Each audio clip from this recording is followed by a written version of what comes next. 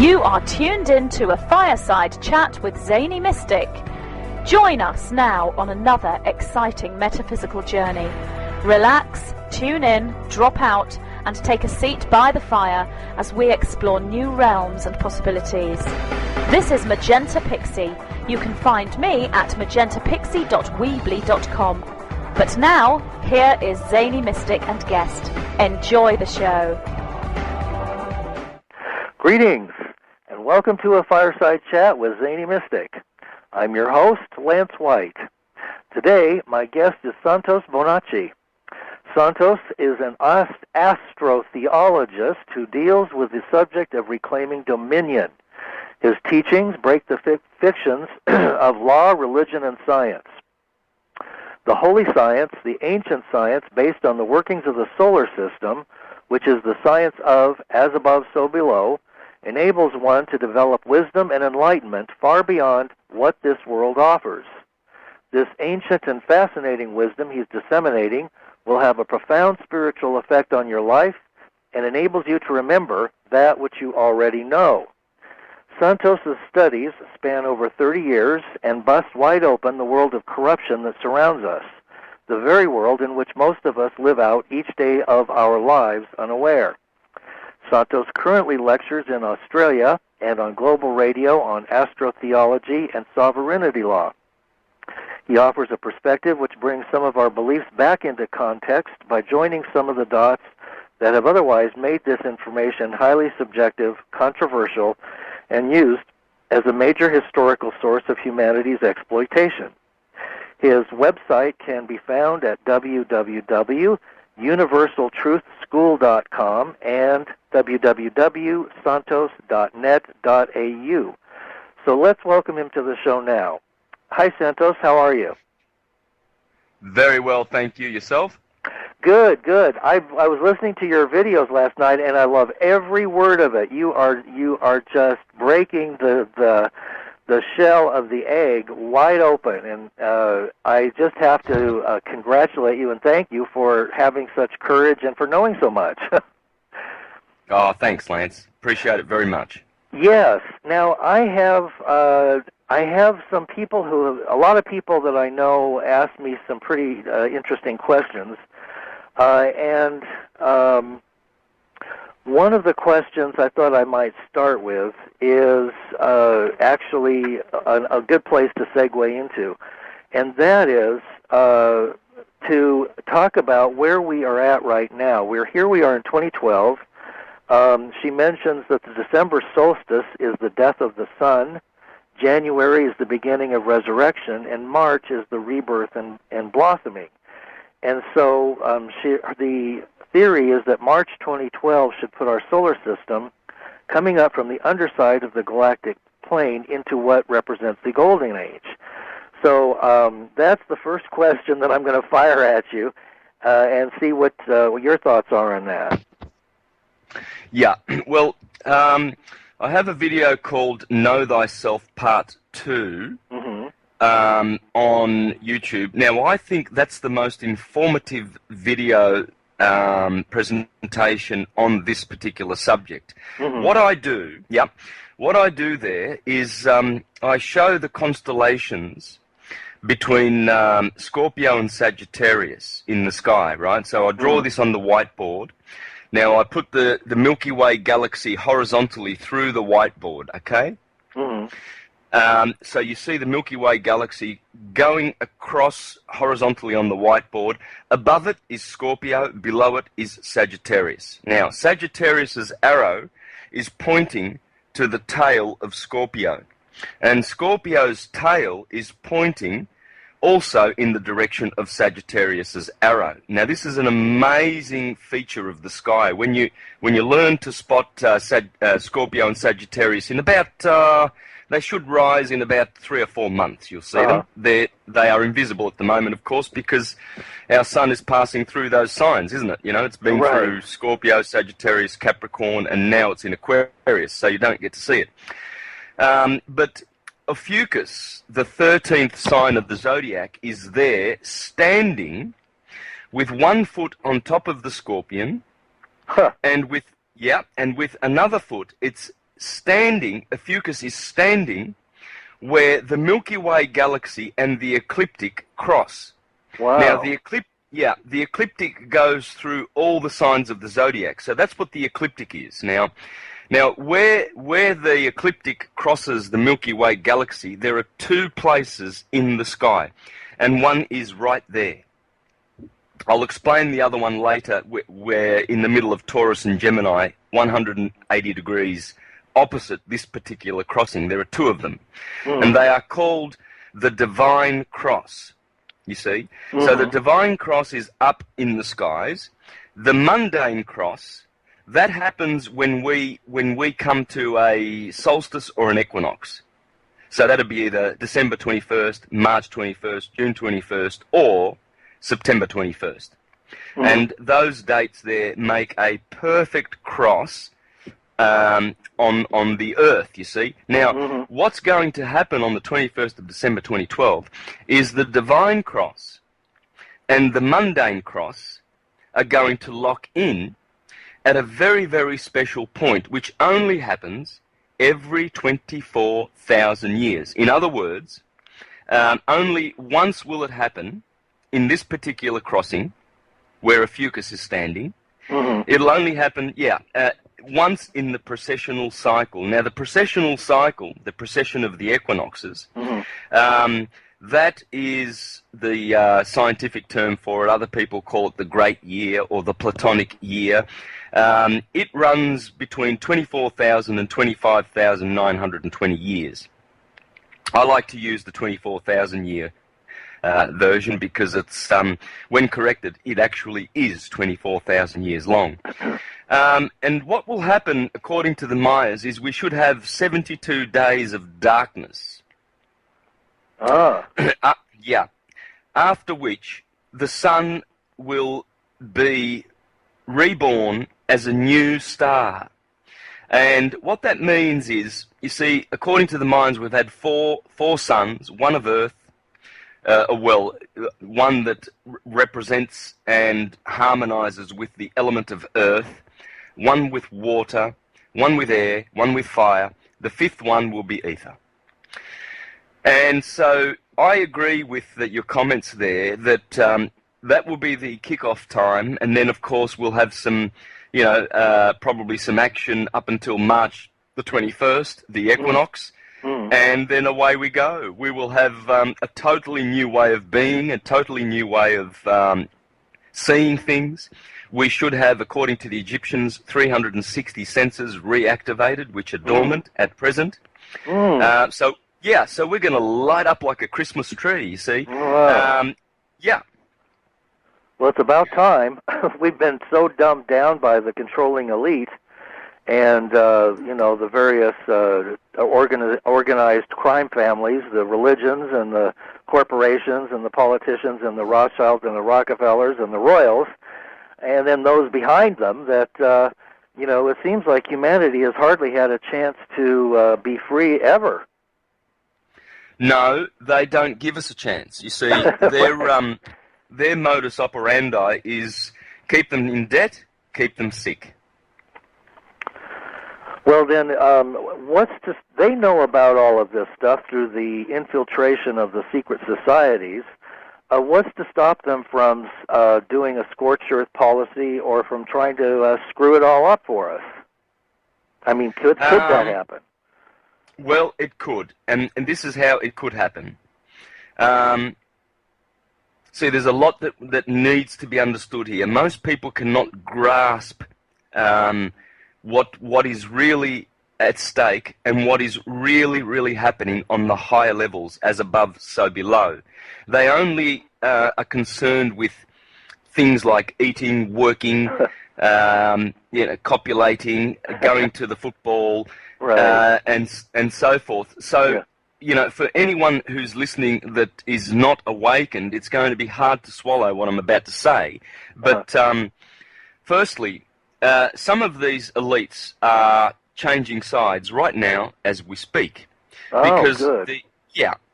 Because they also have extended this amnesty and mercy from the heavens to be able to change sides because they know that they've been doing very, very dishonourable things.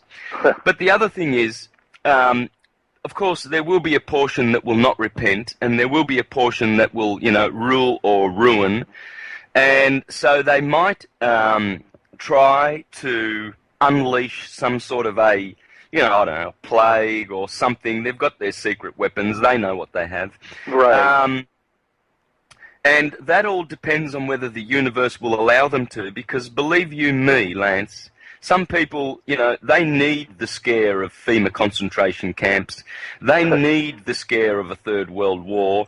Yeah. It sounds brutal and harsh and inconsiderate, but this is the way things are. Yeah. We actually do need wake-up calls. Yeah. We've had them. When did you have your wake-up call? I had mine. Why is it that some people are still sleeping? How thick are they? Yeah. That you make a good point.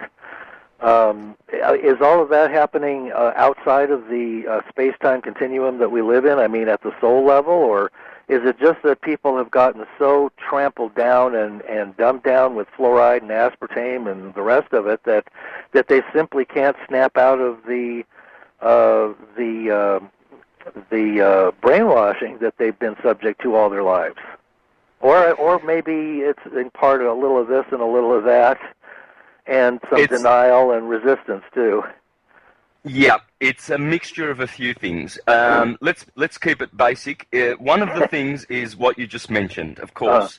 The aspartame and the fluoride and the chemtrails, that's all there for people who are about to wake up to snuff them out, right? And to make it harder for them. But a greater portion of mankind are simply not able to grasp anything because, as the Hermetic science puts it, they are unconscious human animals. They are not conscious human beings. There's a separation there. And yet, for all the intelligence that they display, some of them make great sportsmen, some of them are on TV, they've got Hollywood careers, some of them are politicians, some of them are pressing buttons in factories. They are quite intelligent, but they are human animals nonetheless. Now, I'm not saying that because, I can't possibly be that wise to judge all of mankind, but Hermes, or the Hermetic wisdom, has put it in those particular terms that there are two kinds of human beings, you see, and the ones that have awoken, well, good. Their destiny will be a certain place, and as for the ones that haven't, well, they have another destiny, and which probably means that they will need to reincarnate on another planet, on another plane, to work out their lessons, round out their evolution, and eventually reach the rest of mankind that has gone forward before them, just as there are ones that have gone forward before us. You see? So we're... Right. And then those who have gone before us, as I understand it, quite a few have come back and incarnated to assist at this time due to the momentous nature of this shift that we're headed into now.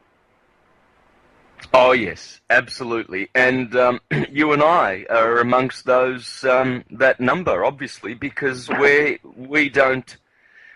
are here in the world, on the worldly plane, and yet none of the worldly entanglements are able to seduce us. Now, why is that? Well, because we are focused and we have intent, and we know who we are, and we know that we are separated from the rest of the world because we are looking to something else, something that inside of us tells us there is more for us. There is a better place, you see, and we sense that, and not only do we sense it, many of us know it, you see, by direct knowledge. Right, I agree with you. And it isn't a pleasant thing that we have to look at people who appear to be alive and normal, like us, as being different or deficient at the soul level or the spiritual level. But I think you're absolutely right. That is the fact of it.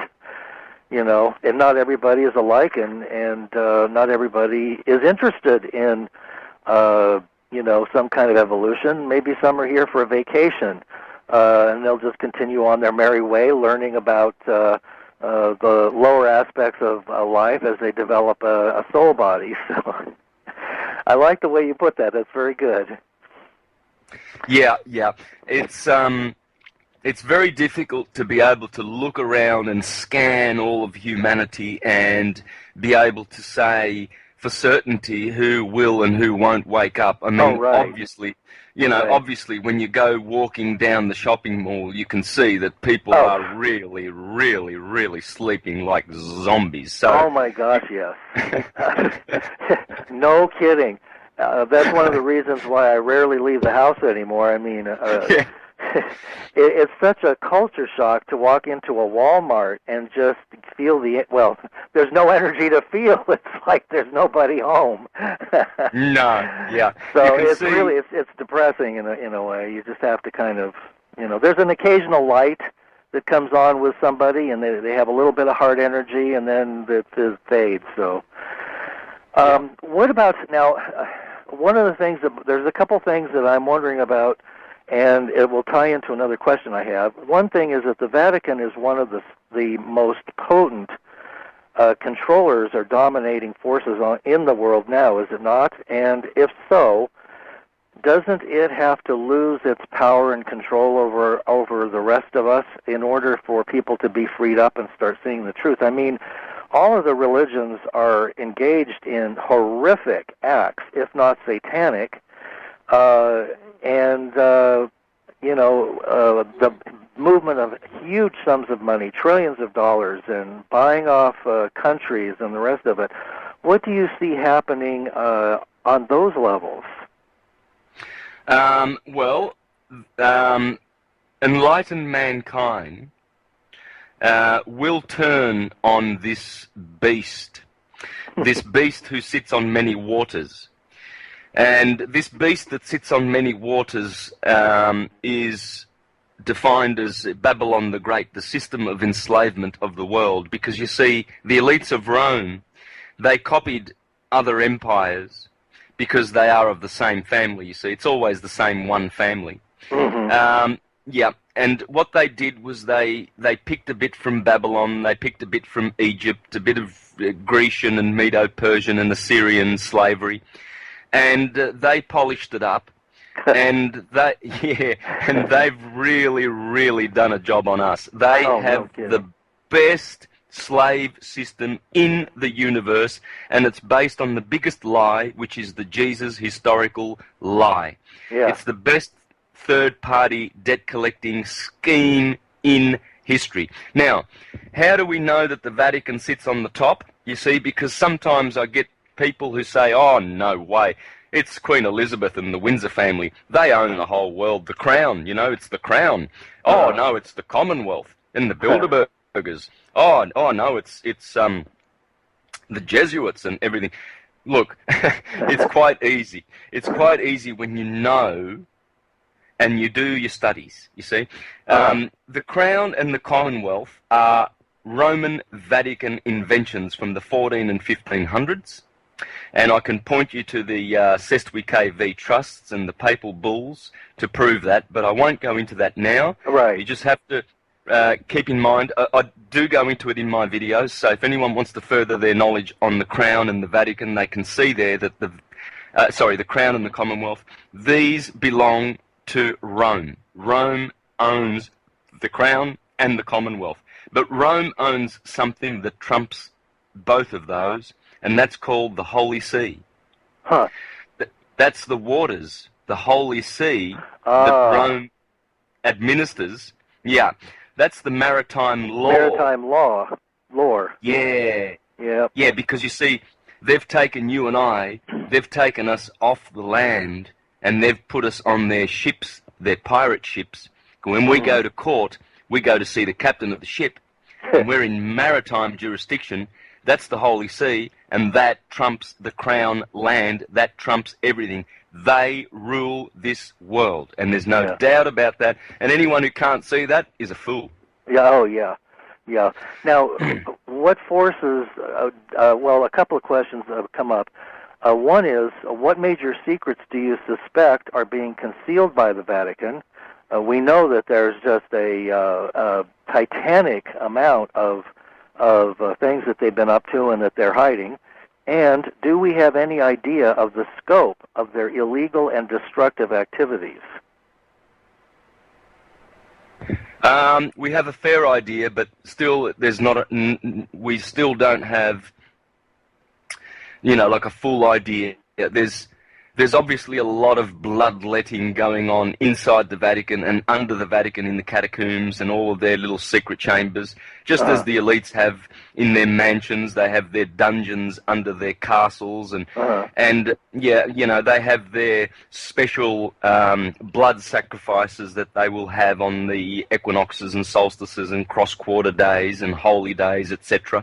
I've exposed all this in my videos. I've shown, all the dates where they do things, on cue. For instance, they crashed the stock market on October the 19th or October the 25th. The three greatest stock market crashes happened between those five dates in history because of the sign of Scorpio, etc. Yeah, because Scorpio is opposite the bull, right? Taurus. Yeah. And the bull market is a good market. Oh. But the bear market, you see, just above Scorpio is the bear, Arcturus. Oh. Booties. Huh. Yeah, so the bear market is on the waning side of the sun. The bull market is on the waxing side of the sun, you see? Huh. Interesting. Yeah, they know all this science, and they do everything on cue. So you can rest assured that there's a lot of stuff that we don't know. I've exposed quite a bit of it, and I think that my information is probably the most dangerous information to them yet. And I've gone under the radar so far because I think they're too stupid to realise how dangerous my material is and how dangerous my message is to them. But I can assure you of one thing, that what I'm revealing about the holy science and the science of as above, so below, man is the measure of the universe, etc. This is what they're hiding. This is the most powerful, the most empowering information that you will ever find in the universe. There's no more powerful information anywhere. This is the knowledge that begins you on the path of knowing and the self-discovery of one's own divinity. Now, how they've prevented us from knowing this is by their teachings, you see. They teach us in church that we are sinners, etc., good for nothing, we need a redeemer, third-party redeemer somehow. He came along 2,000 years ago, just in time to sort of administer Roman Empire agenda. Interesting, isn't it? He didn't come sort of 4,000 years ago. He came 2,000 years ago, right when Caesar Augustus, right on cue with the first God-man emperor worship in history in Rome. I wonder whether we're talking about the same person. Yes, we are. Caesar Augustus is none other than Jesus Christ. In fact, his uncle and adoptive father, Julius Caesar, has the same initials, JC. Oh, yeah. Yeah. How funny. And guess what Julius Caesar means? I don't know. It means Jesus Christ. That's what it means. Of course. Yeah, well, then the because whole mythology about Christ, which is, there are so many parallels that Joseph Campbell has pointed out in his mythological studies, that these same archetypes keep returning every few thousand years. The Hindu versions, the Egyptian versions, the twins, the jealous brother, the whole thing. And you go into a great deal of detail about the idea that these are actually talking about the stars, and that this has been woven by humans to control other humans. Absolutely.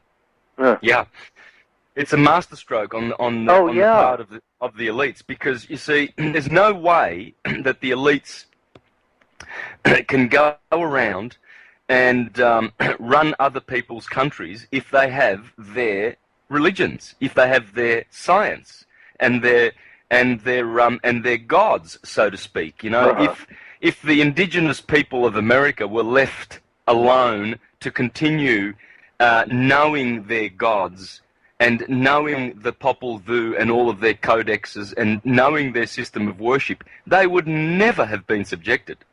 So the Dominicans and the Franciscans came by the hordes in those boats from Europe, and the first thing they did was they put sword in the right hand and Bible in the left, and they went decapitating, and they did not let anyone in peace. They did not leave anyone alone to be able to practice their indigenous. So that's what you do. If you deprive people of their symbols of empowerment, you will deprive them of their power, and you can conquer them easily. So the elites have a great formula. They go around co-opting all of this science, this solar science.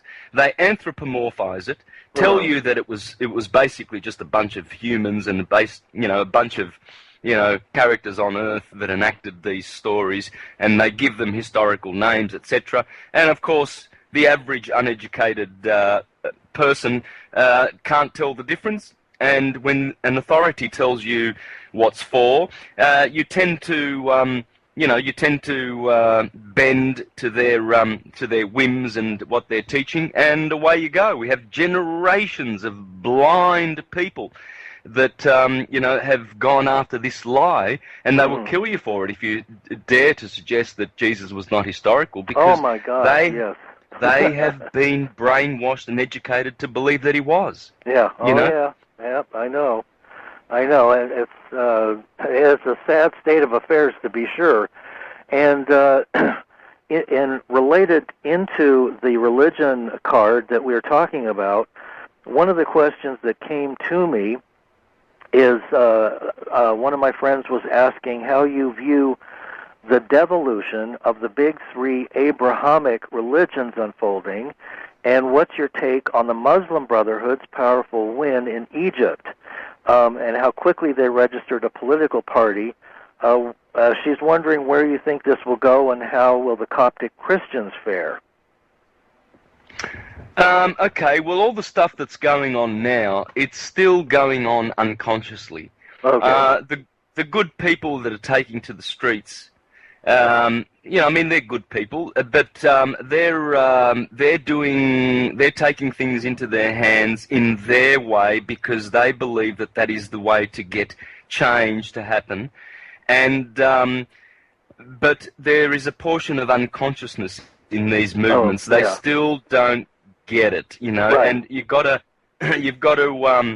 your heart goes out to these people, because a lot of them are getting killed and everything like that, and they're joining movements like the Islamic Brotherhood left, the Islamic Brotherhood right, and all of these different factions of the Islamic and the Christians and everything like that.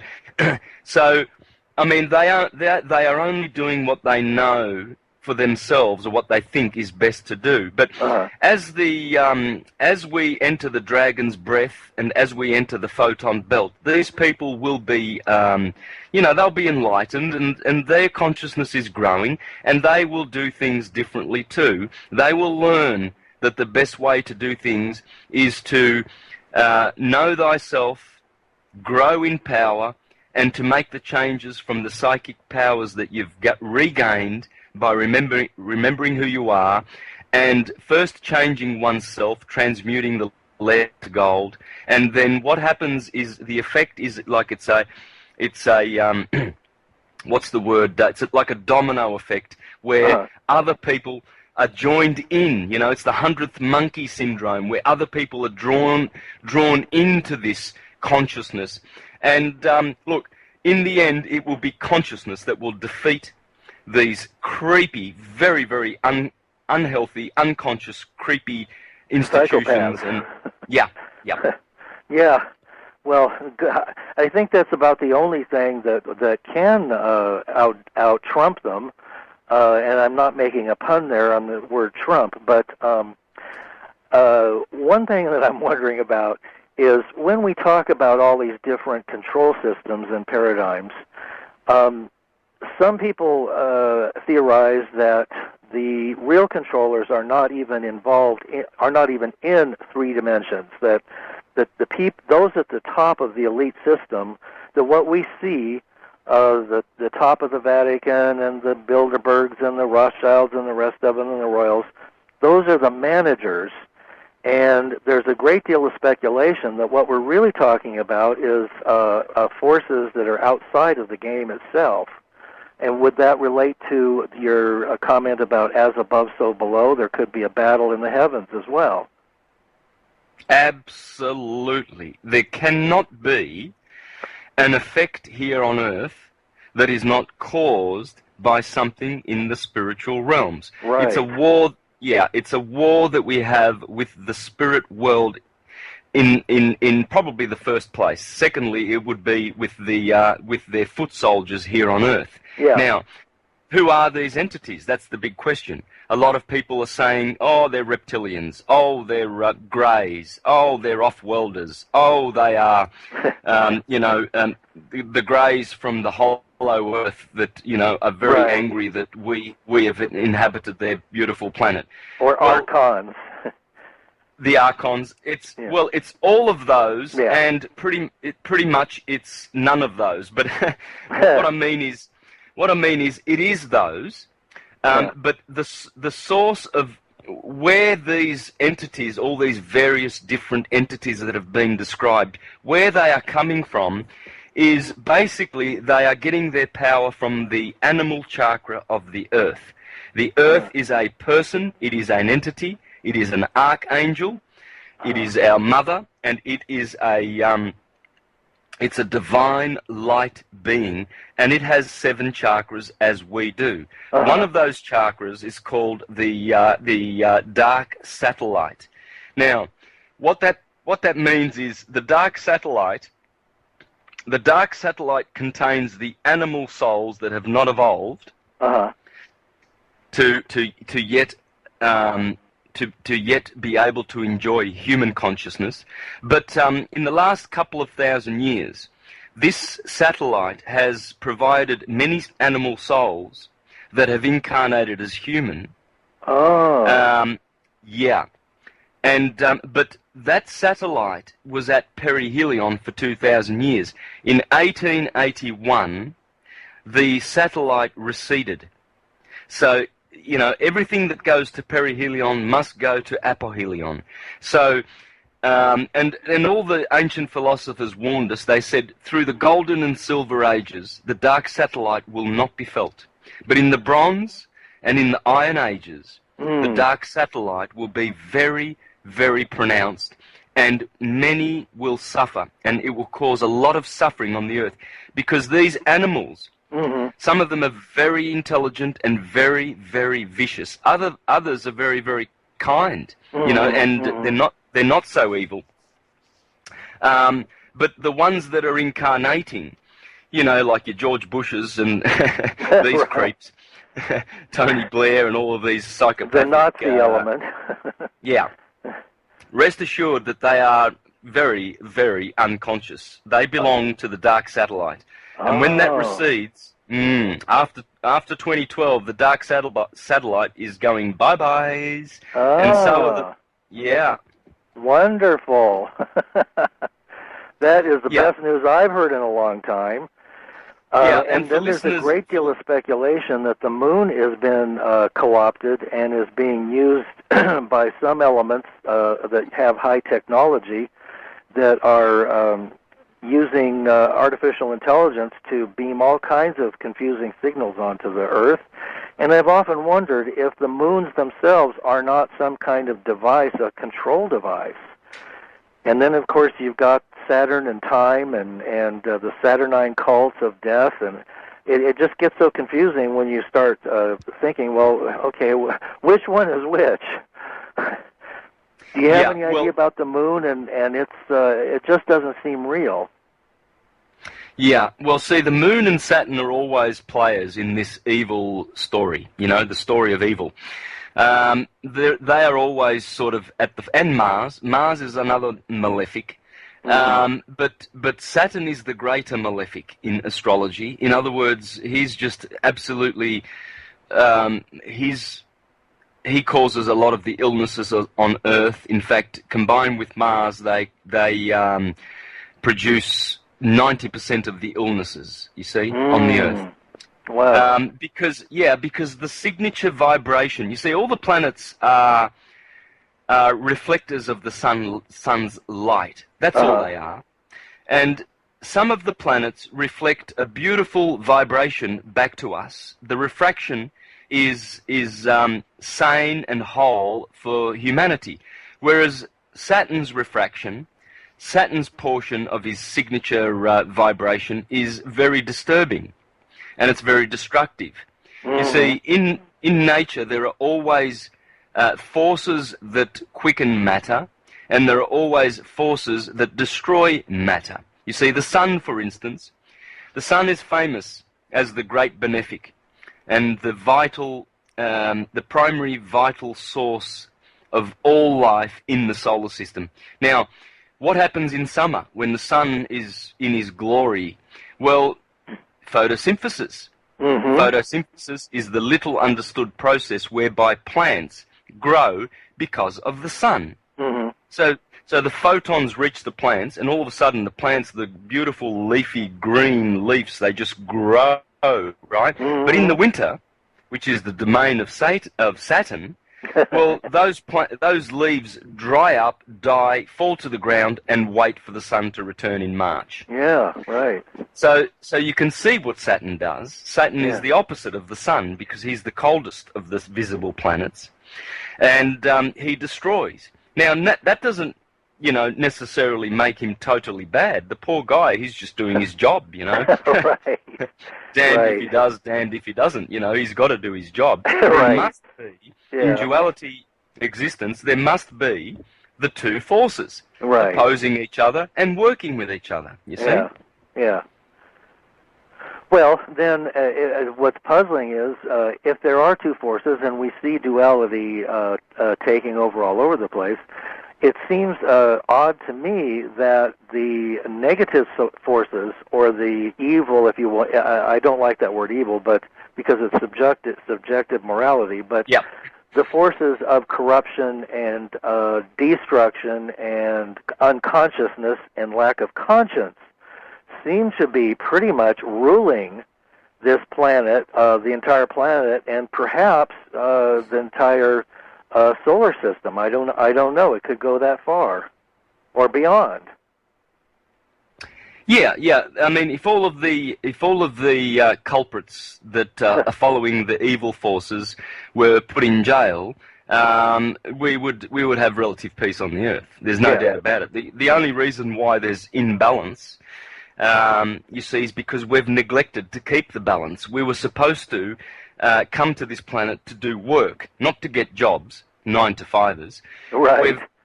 Humans are designed to work, and to work for, to make the Earth a paradise, to make it inhabitable, to make it a beautiful place to live. We're supposed to have strong communities, strong families, strong love, this is work. But the Vatican and Rome, the kingdom of ideas that it is, has produced the concept of jobs. Right. Go and get a job so you can climb the corporate ladder and beat them their Joneses because they've got 2 SUVs in the driveway and you've only got the one, and yours is 3 years old. They have the new model. So that's what jobs are for. They are to distract us from the good work. Right. Well, I think so many people are seeing that more clearly now, especially with the Wall Street, thefts going on, and the theft from the banks. The bailouts are nothing more than theft by the banking elite.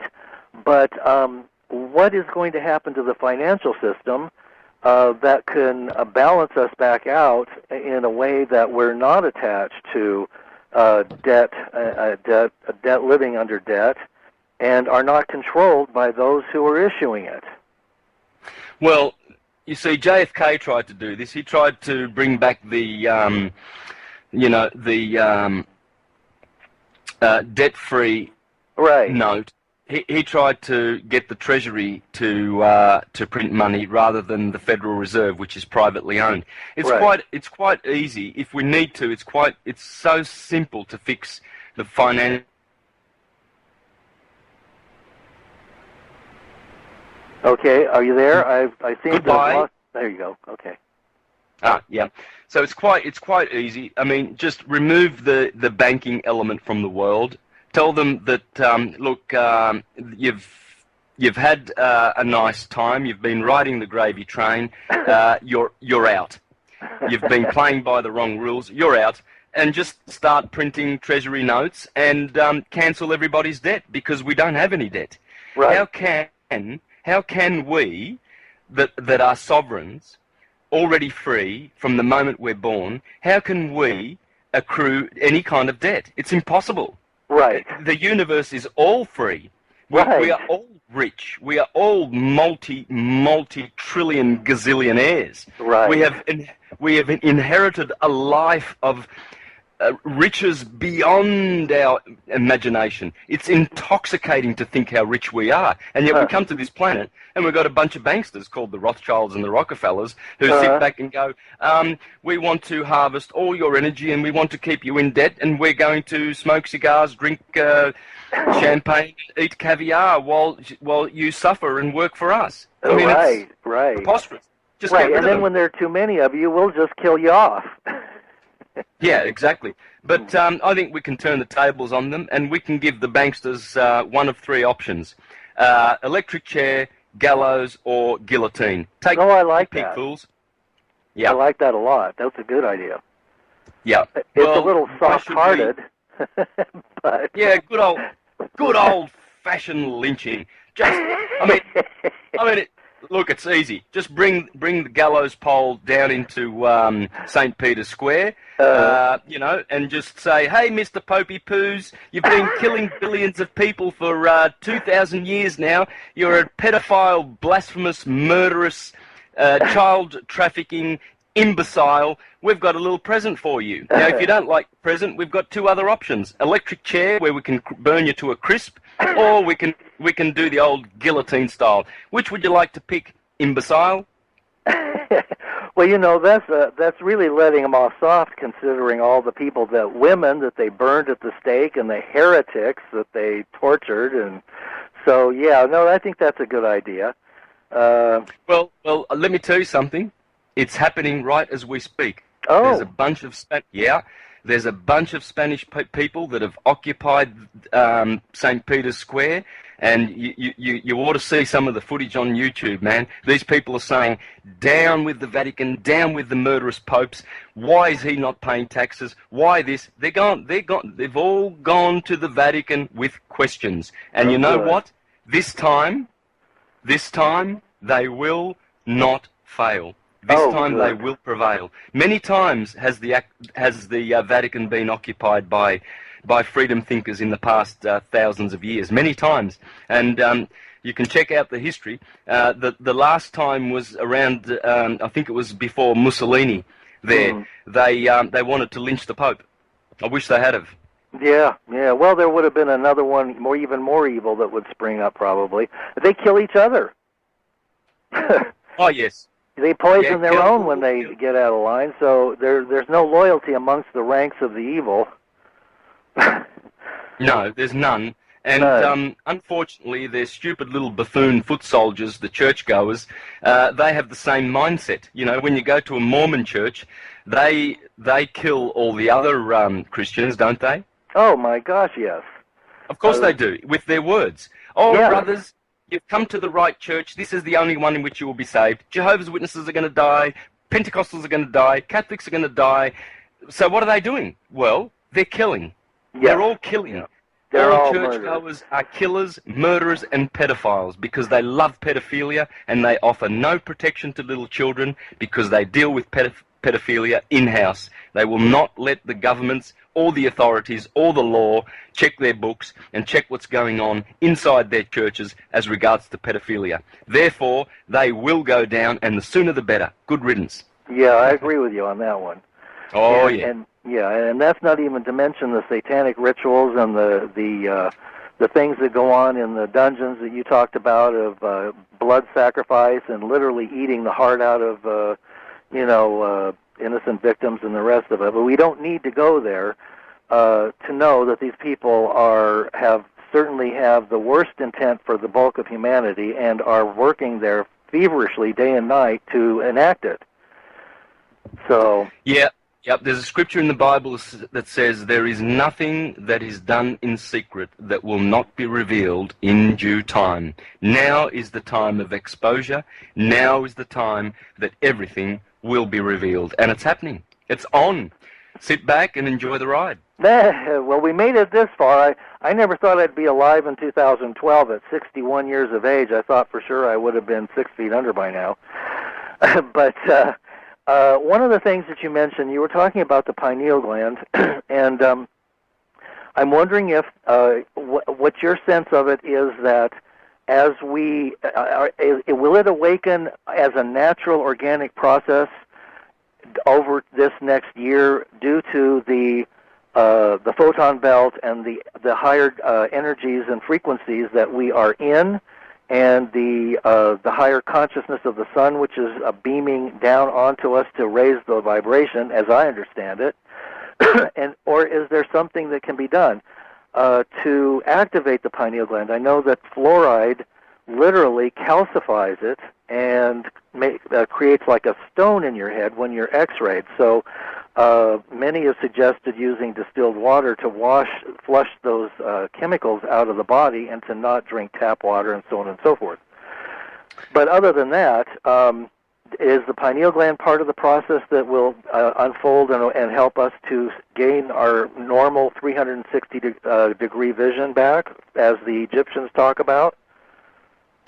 Yes, look, it's a bit of both. Nature is taking care of this process for us, but we, the conscious, should be doing conscious things to facilitate this this morphogenic upgrade that we're going through. For instance, we can eat better, we can drink better, we can. There's a lot of things that we can do. Breathing. There's so much we can do. Now, I would recommend for the listeners to learn how to solar gaze. Oh yes, I've been hearing a lot about that lately. Yeah, if you really want to be energized, if you really want to explode your pineal gland and really want to have very powerful clairvoyant insights into the true reality and nature of reality, learn how to solar gaze. Now, this is what I will say about solar gazing. You need to wait for the sun to be just about setting, and when the sun is rising in the morning, try not to look at the sun when it's above, say, 10 degrees above the horizon. It must be very low on the horizon, and I would start with 10 seconds. Okay. So the first time that you look at the sun, it must be very low on the horizon, because there's no ultraviolet rays when the sun is low, and the light is very, very soft. So what you do, for the first time that you do this, just stare at the sun for 10 seconds. Don't take your eyes off it. 10 seconds, stop, walk away. The next time that you see the sun, it might be 3 days, it might be next week, you do it for 20 seconds. Then the next time you see it, 30 seconds, and you add 10 seconds every time. And in 7 months' time, you should be able to have gotten rid of any ailments, arthritis, diabetes, poor eyesight, dementia, anything. You can get rid of it by staring at the sun. Now, in conjunction with that, I would be taking my shoes off and going for a walk on a dirt track. Not grass, dirt. Dirt or the beach. When you walk on dirt, you are actually recharging your body electrically. Never walk with shoes on. Never walk with shoes on. Always when you go for... You see these people that do that power walking, and they've got their Nike runners on, They are absolutely doing so The much worst. toxic damage to their bodies, the imbeciles. They've got no idea. You do a nice, calm, soft walk on the dirt, barefoot. And the other thing is to eat as many herbs as possible. Okay. Good herbs, alkaline herbs, not acidic. Not Because acidic. alkaline food is man's diet. Acidic food is not man's diet. That is for, I don't know who, but anyone who's eating, food that has starch or blood in it is just eating acid. And acid is cancerous. It destroys the mucous membrane, and that's where disease enters. Wonderful. Wow, those are really powerful tools. Really powerful. And the funny thing is, I have been hearing about each one of those things about the last 2 or 3 weeks. So, solar gazing was one, walking barefoot another. I have an indigenous friend who walks everywhere, even to the grocery store barefoot. And I used to laugh about it until I started seeing articles and YouTube videos on it, and now I'm starting to do it. So those are 3 things that I will start working on even more intently as a result, because we can step on the accelerator of our own evolution to some extent. In another way, it's all kind of preordained, but you can step on the accelerator a little bit and make it happen a little quicker, yes? Yeah. This is why people who, walk on dirt or on the sand, on the beach, when you go down to the beach and you go and you spend a day down there and then you come home and you think, wow, I feel so good. And people think it's because of the, the hot sun and the water, the salt water and everything. It's not. It's the fact that they've been walking barefoot on the sand. Wow. That's where the energy comes from. Wow. Now, does the Earth register us as an entity when we do that? Oh, look, the Earth is conscious. Yeah. Well, of course. As we are conscious, so is she. As above, so below. Yeah, wonderful.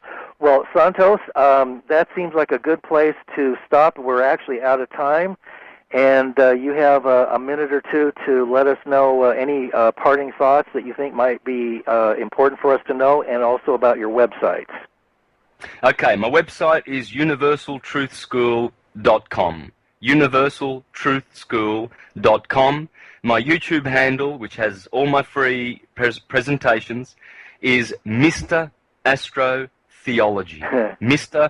Astrotheology. And look, for anyone who's really, really keen on this information and how to reclaim dominion, in 2 hours' time, I will be broadcasting on my show on American Freedom Radio, and I will have with me a special guest, and we're going to be talking about the one most powerful document which you're able to send to your attorney generals to get out of the system and be free and not be harassed by anyone in Rome's system. So please join me in 2 hours' time.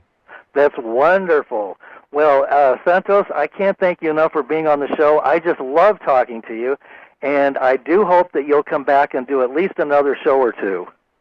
Oh, for sure. Anytime. Okay, good. Anytime. Wonderful. That's why I'm here. Oh, thank you so much. I just can't thank you enough. Thank you, Lance. All righty. Well, folks, that's the end of the show for today, and be sure and tune in to Santos in a couple of hours. All right. Good night, everybody.